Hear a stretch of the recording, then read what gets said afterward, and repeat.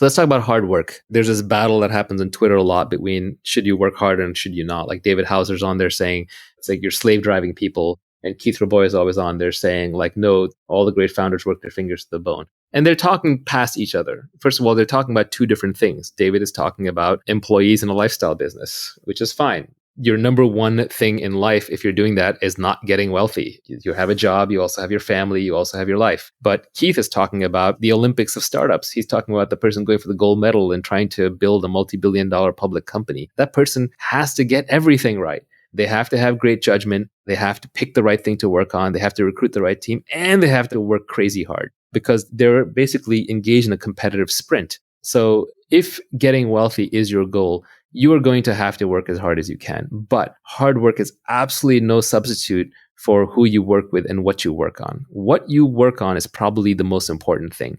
Finding product market founder fit, to expand on Mark Andreessen's definition, he came up with product market fit, but I would add product market founder fit, which is how well you are personally suited to that business. The combination of that three, that should be your overwhelming goal. And you can save yourself a lot of time if you pick the right area to work in. Picking the right people to work with is the next most important piece. And then third comes how hard you work. But they're like three legs of a stool. If you shortchange on any one of them, the whole stool is going to fall down. So it's not like you can pick one over the other that easily. So the order of operations when you're building a business is, or even building your career, is first figure out what should I be doing? What is something where there is a market that is emerging? There's a product that I can build that I'm excited to work on, and something where I have specific knowledge and I'm really into it. And then second, surround yourself with the best people possible. And no matter how high your bar is, raise your bar. Because you can never be working with other people who are great enough. If there's someone greater out there to work with, you should go work with them. I advise a lot of people who are looking at which startup to join in Silicon Valley. I say basically pick the one that's going to have the best alumni network for you in the future. Look at the PayPal mafia. They work with a bunch of geniuses, so they all got rich. So just try and pick based on the highest intelligence, energy, and integrity people that you can find. And then finally, once you've picked the right thing to work on and the right people to work with, then you work as hard as you can. This is where the mythology gets a little crazy. People will work 80, 120-hour weeks. A lot of that's just status signaling. It's showing off. Nobody really works 80 to 120 hours a week sustained at high output with mental clarity. Your brain breaks down. You just won't have good ideas.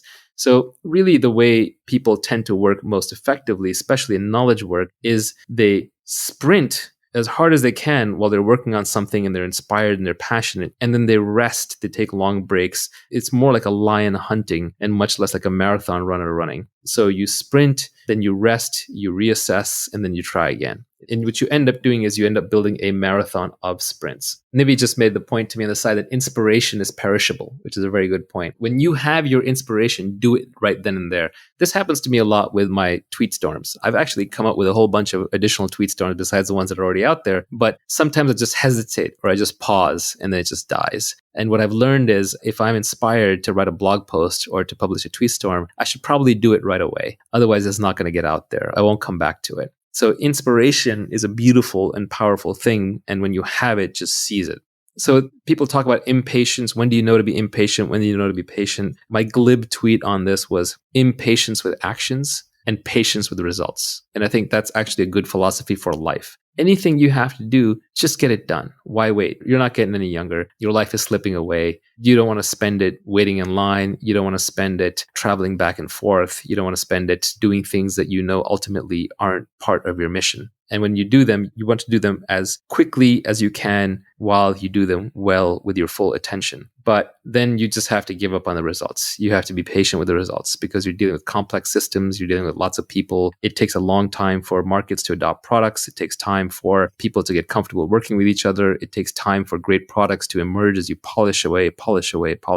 So impatience with actions, patience with results. And as Nivi said, inspiration is perishable. So when you have inspiration, act on it right then and there.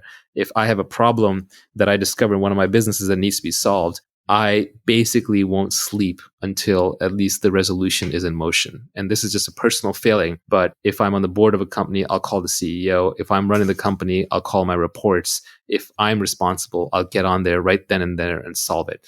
If I don't solve a problem the moment it happens, or I don't start moving towards solving it the moment it happens, I have no peace. I have no rest. I have no happiness until that problem is solved. So solve it as quickly as possible. I literally won't sleep until it's solved. Maybe that's a personal characteristic, but it's worked out well in business.